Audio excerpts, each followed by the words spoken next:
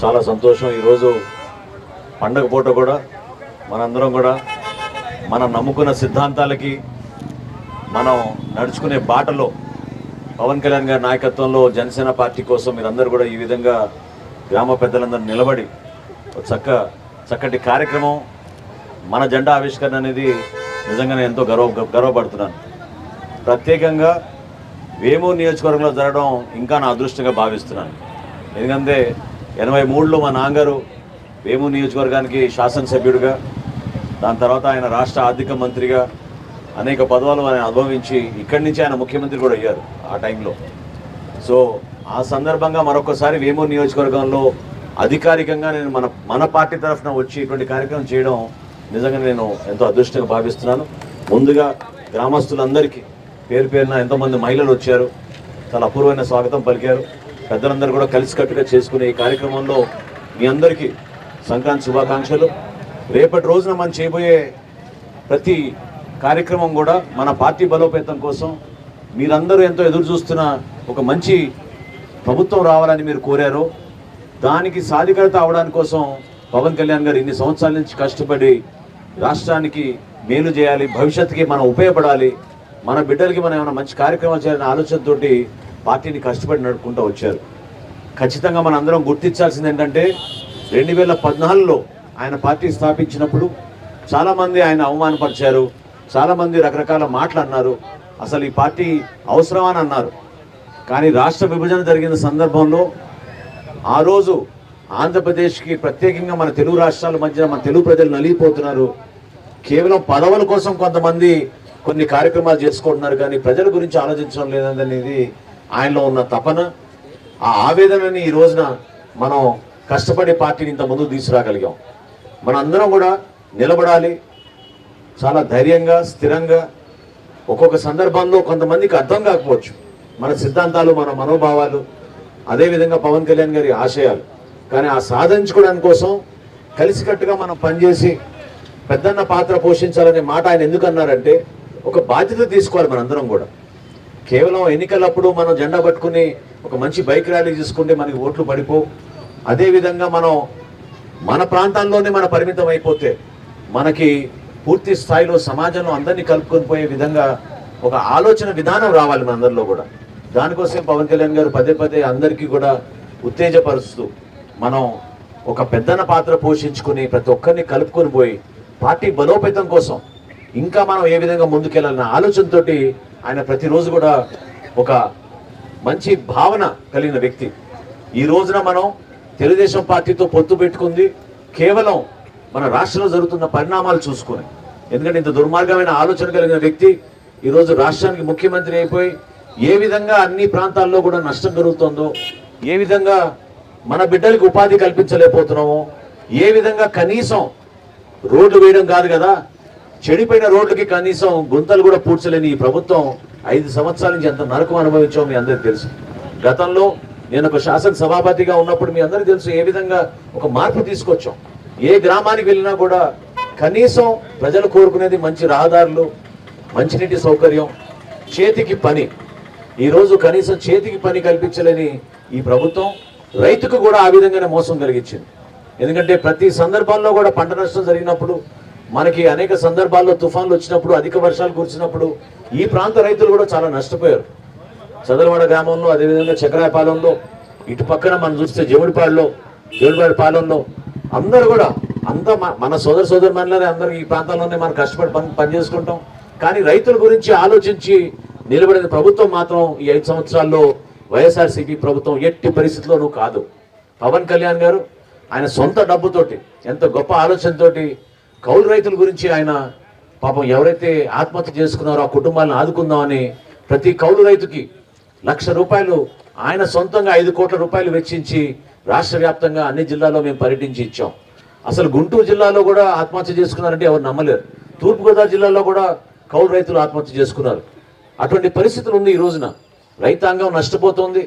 మనకి ఈ రోజున ఎక్కువగా ఉపాధి కల్పించేది రైతాంగం, రైతు సోదరులే. రైతే రాజు, రైతే రాజ్యం అని చెప్తారు, కానీ రైతు గురించి ఏ ప్రభుత్వం కూడా ఇప్పటివరకు ఒక మంచి ఆలోచనతోటి వాళ్ళకి భవిష్యత్తు కల్పించాలి, భరోసా కల్పించాలనే భావన కలగడం లేదు. ఆ విధానాలు మారాలి. ఉమ్మడిగా జనసేన పార్టీ, తెలుగుదేశం పార్టీ రేపటి రోజున ప్రభుత్వం ఏర్పడిన తర్వాత ఒక మంచి ప్రణాళికతోటి ముందుగా మన రైతన్నకి 20,000 రూపాయలు ప్రతి సంవత్సరం రైతు భరోసా కింద మనం ఇచ్చే ఆర్థిక సాయం ఏదైతే ఉందో మొట్టమొదటిసారి నిన్నే మీరు చూశారు మందడంలో జరిగిన మీటింగ్లో పవన్ కళ్యాణ్ గారు, చంద్రబాబు నాయుడు గారు ఒప్పుకున్నారు. రైతుల్ని కాపాడుకునే విధంగా ఆ 20,000 రూపాయలు కూడా కౌలు రైతులకి వర్తించేటట్టు ఒక నిర్ణయం తీసుకుని మనం ముందుకు వెళ్ళబోతున్నాం. ఇది చాలా చారిత్రకమైన నిర్ణయం ఇది. ఎందుకంటే ఈరోజు 80% వ్యవసాయం చేసేది పాపం కౌలు రైతులే. కానీ కౌలు రైతులు ఎక్కడ గుర్తించడం లేదు. సిసిఆర్సి కార్డుల కోసం ఎంత ఇబ్బంది పడుతున్నారో మీ అందరికి తెలుసు. కానీ ఈ రోజున ఒక నిర్ణయం ఏం తీసుకున్నామంటే కేవలం గ్రామ సభ ఏర్పాటు చేసి గ్రామ సభలో తీర్మానం చేసి ఇతను కౌలు రైతు, ఇతనికి ఇంత విస్తీర్ణం ఉంది, కష్టపడి పని చేసుకుంటున్నాడంటే సామాన్య రైతులకు ఇచ్చే ఈ లబ్ధితో ఉందో ఆ కార్యక్రమం ద్వారా అదే ఇతనికి కూడా వర్తించేటట్టు కౌలు రైతు కూడా వర్తించడం నిర్ణయం తీసుకున్నాం. అట్లా ఆలోచించుకుంటూ రేపటి రోజున ఒక మంచి ప్రభుత్వం తీసుకురాబోతున్నాం. సంక్షేమం చేస్తాం, అభివృద్ధి చేస్తాం, నిజాయితీగా పనిచేస్తాం. అన్నిటికంటే ముఖ్యమైనదంటే మన గ్రామీణ ప్రాంతాల్లో మన యువతకు ఒక చక్కటి భవిష్యత్తు కల్పించే విధంగా, వాళ్ళు కూడా ఉపాధి అవకాశాలు కల్పించుకునే విధంగా మనందరం కష్టపడి పనిచేద్దాం. ఇప్పుడే పెద్ద ఆయన ఒక ఆయన తెలుగుదేశం పార్టీని ధనంజయ్ రావు గారు మీరు చాలా సంతోషం. ఆయన 2 మంచి మాటలు చెప్పారు. అదేంటంటే ఏదైతే మనం ఈ ప్రాంతాల్లో ఎక్కువగా ఎదురు చూసేది ఏంటి? అభివృద్ధి. కష్టపడుతున్నాం మనం, ప్రతి కుటుంబానికి ఆదుకుంటున్నారు. మహిళలు పాపం రూపాయి భద్రత పరుచుకుని బిడ్డలు చదివించుకుంటున్నారు. ఎంతో మంది బీటెక్లు చదువుతున్నారు, ఎంతో మంది ఉన్నత పదవులకు వెళ్తున్నారు, చదువులకు వెళ్తున్నారు, ఇతర దేశాలకు వెళ్తున్నారు. మన సొంత ప్రాంతాల నుంచి మనకి శ్రీనివాసరావు గారు ఉన్నారు ఈ రోజున ఇక్కడ. ఆయన అమెరికాలో స్థిరపడి ఎంతో మందికి ఉపాధి కల్పించి ఆయన ఒక నిజాయితీగా మన సమాజానికి మనం ఉపయోగపడాలి, మన దేశానికి మనం ఉపయోగపడాలి అనే ఆలోచనతో ఆయన 3 నెలలకు ఒకసారి మన రాష్ట్రానికి, మన దేశానికి వచ్చి ఏదో విధంగా మన కార్యక్రమాన్ని ముందుకెళ్లాలని తపన పడే వ్యక్తి. ప్రజారాజ్యం పార్టీ అప్పుడు కూడా మీరు చూశారు, చాలా మంది సమర్థించారు, బలపరిచారు, కష్టపడ్డారు మీరందరూ కూడా. కానీ ఆ రోజులకి ఇప్పటికి తేడా ఏంటంటే ఇటువంటి పరిపాలన మనం ఎప్పుడు చూడలేదు. ఇది కావాలని కొంతమంది ఇబ్బంది పెట్టడానికి కేసులు పెట్టి ప్రతిపక్షంలో అసలు పార్టీలే ఉండకూడదు, ప్రజాస్వామ్యం ఉండకూడదు అనే ఆలోచనతో వీళ్ళు పనిచేస్తున్నారు. దాన్ని మనం వ్యతిరేకించాలి. ముక్తకంఠంతో నిలబడండి. ముందు ప్రజాస్వామ్య ప్రక్రియలో మీరు పాల్గొనండి. ఏ పార్టీ అయినా సరే. ఈరోజు జనసేన పార్టీ మీ ముందు ధైర్యంగా ఎందుకు నిలబడిందంటే పవన్ కళ్యాణ్ గారి నాయకత్వంలో ఆ భరోసా మనం ఇవ్వగలుగుతున్నాం. ఎవరు జెండా మోసినా మీకు ఆ భరోసా ఇస్తాం. ఈ రోజున భారతదేశంలో ఏ పార్టీ చేయని కార్యక్రమం, పార్టీ ఒక కుటుంబ సభ్యులుగా మనం భావించుకుని ఎవరికైనా ఆపద జరిగి పాపం మృతి చెందితే జనసేన పార్టీ వాళ్ళ కార్యకర్తలకి ఈ రోజున గర్వంగా మేము వెళ్ళి వాళ్ళ ఇంటికి వెళ్ళి ఆ కుటుంబానికి 5 లక్షల రూపాయల ఆర్థిక సాయం జనసేన పార్టీ నుంచి ఇవ్వగలుగుతున్నాం. ఏ పార్టీ కూడా ఈ రోజున అటువంటి కార్యక్రమం చేయడం లేదు. ఎందుకంటే అటువంటి ఆలోచనలు కలిగిన వ్యక్తి పవన్ కళ్యాణ్ గారు. వర్తమాన రాజకీయాల్లో ఎవరు కూడా అట్లా ఆలోచించలేదు. నిలబడుతున్నాం. ఎందుకంటే మాకు తెలుసు మీ సమస్యలు ఏంటి, మీకు పడుతున్న కష్టాలు ఏంటి, ఏ విధంగా మిమ్మల్ని ఆదుకోవాలనే ఆలోచనతో మేము చేసుకుంటూ వస్తున్నాం. నిలబడండి. వేమూరు నియోజకవర్గంలో కూడా రేపటి రోజున అభ్యర్థి ఎవరైనా సరే మీరందరూ కూడా కష్టపడి గెలిపించి ఒక మార్పు తీసుకురావాలి. ఖచ్చితంగా ఈ ప్రాంతాన్ని మనం అభివృద్ధి చేసుకుందాం. ఉమ్మడి ప్రణాళిక సిద్ధం చేసుకోవాలి మనం.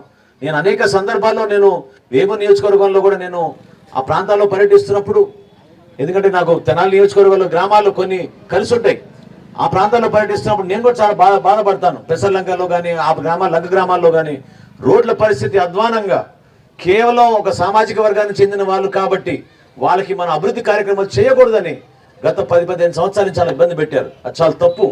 సమాజంలో ప్రతి ఒక్కరిని ఒకే విధంగా చూడాలి, అభివృద్ధి కార్యక్రమాలు చేయాలి. మన పల్లెల్లో కూడా మనం ఎస్సీ ప్రాంతాల్లో కూడా చక్కగా మన సీసీ రోడ్లు వేయాలి. ఓసీలు ఉన్న చోట కూడా మనం అభివృద్ధి కార్యక్రమాలు చేయాలి.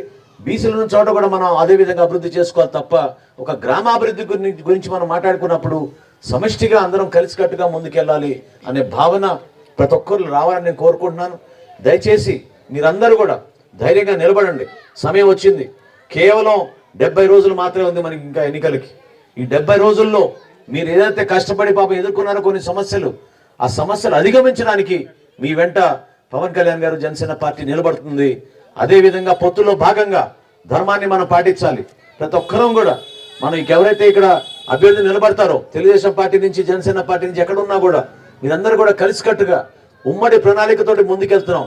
సమిష్టి నాయకత్వం, చంద్రబాబు నాయుడు గారి అనుభవం, పవన్ కళ్యాణ్ గారి వర్తమాన ఆలోచనలు, ఈ రెండు కలుపుకొని చక్కటి ప్రభుత్వం స్థాపించబోతున్నాం రాబోయే రోజుల్లో.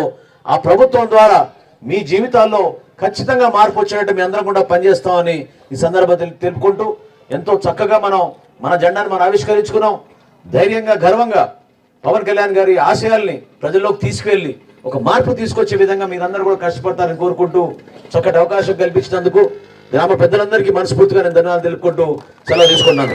జై జనసేన, జై జనసేన.